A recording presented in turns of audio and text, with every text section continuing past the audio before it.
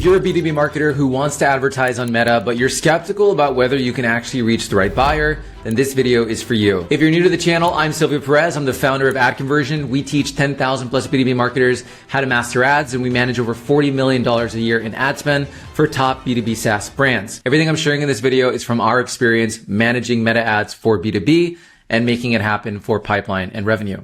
So the first thing is you want to focus on remarketing, and I'm going to pull this out whiteboard style. So if you're new to the channel, welcome. And fundamentally, remarketing is the first place we want to get started with Meta ads.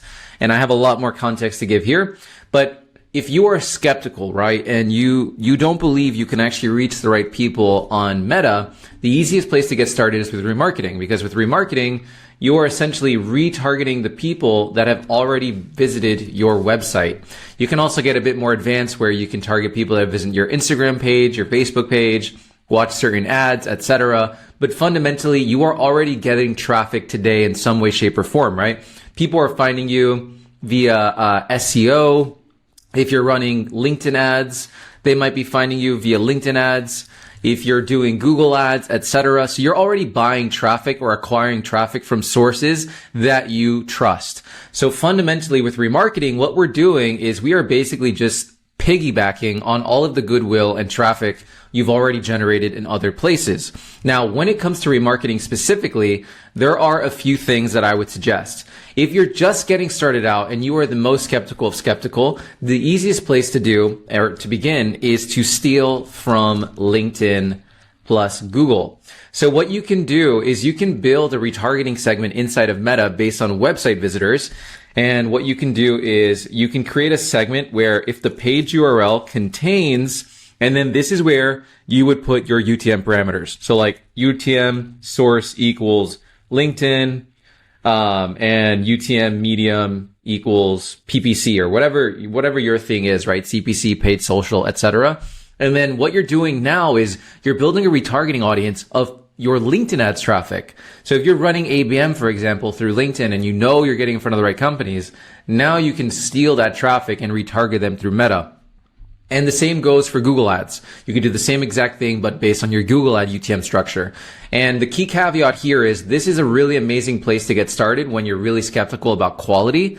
But the downside is, of course, is your audience size, right? You're going to have a very narrow audience size, and depending on how much traffic you're driving directly to your website, it's going to vary. So this is definitely an option to consider.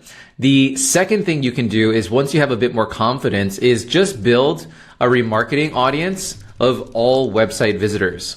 And ideally you want to have some level of recency. So I would say like 90 days to begin with, assuming you have a new pixel.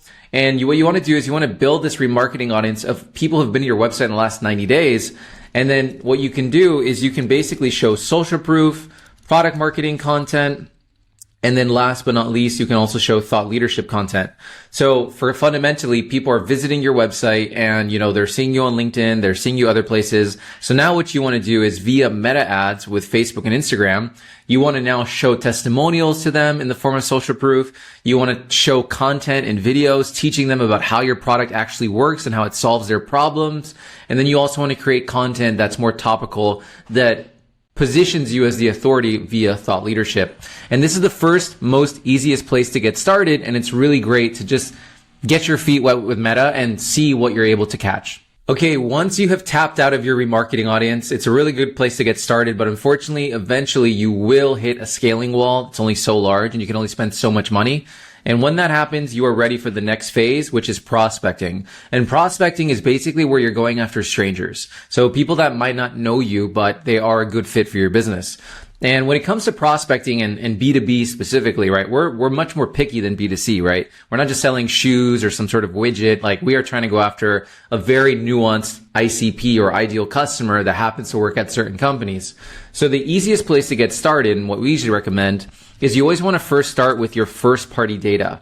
Your first party data is the data that you own, the data that you've collected. It's such an invaluable thing, especially now in the world of AI.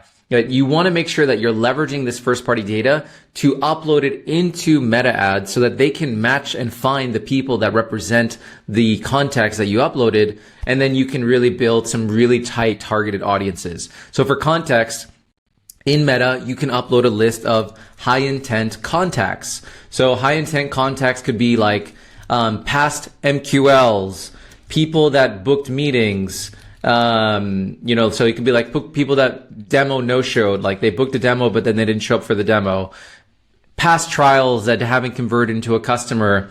You could even upload existing customers. Like the list goes on in terms of what you have available to you in your CRM.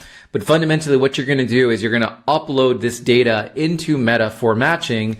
And then what you're going to do is you're going to build a 1 to 2% lookalike off the source. So what this looks like in practice, I upload a list of existing customers, and now what I'm doing in Meta is I'm building a 1 to 2% lookalike off of my existing customers. So Meta can now go find people that look similar to my existing customers. The same is true for all of the different sources you add into Meta ads. Now, the downside with first-party data and really data in general with Meta is it's limited based on your audience size and the amount of data that you upload. So depending on the match rates and how good the data is and how well Facebook's able to match it, you might struggle sometimes depending on how nuanced and niche the data is on how Facebook goes about matching it. So I recommend when you get started, start a bit more broad and then start to narrow down over time depending on performance and depending on the amount of data that you have available. When you do inevitably hit the wall of data, this is where now it's time to move on to third-party data.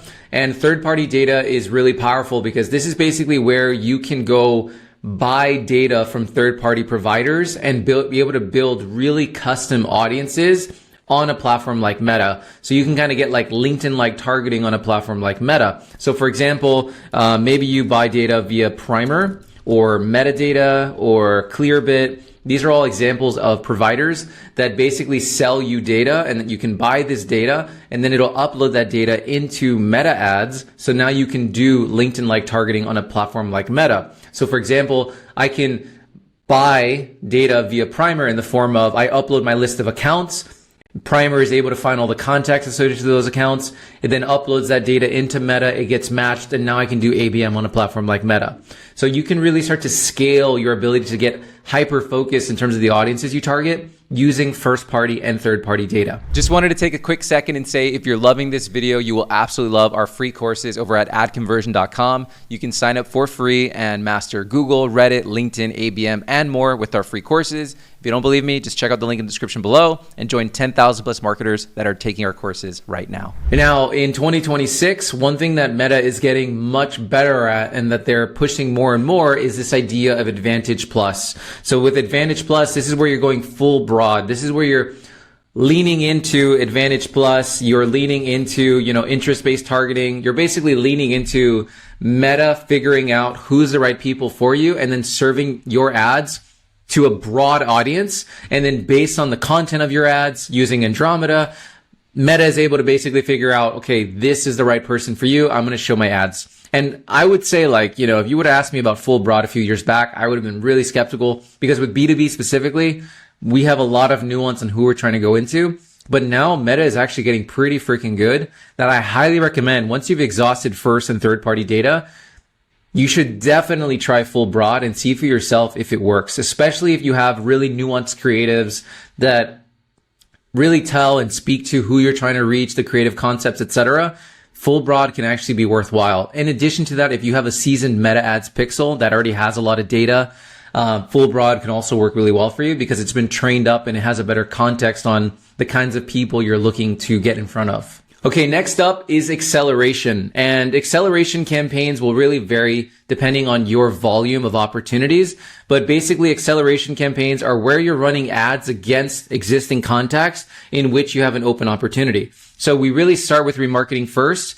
Then we scale to prospecting. And then now finally, if it makes sense for the business, we go to acceleration. And acceleration is really amazing because it doesn't usually require a lot of budgets because it's predicated on how many open opportunities you have available. So what that means is companies that you're actively in a sales process with, they're talking to your sales team. And now you want to run ads to these companies so that you can improve your win rates, shorten your sales cycles, and really just be a good partner to sales.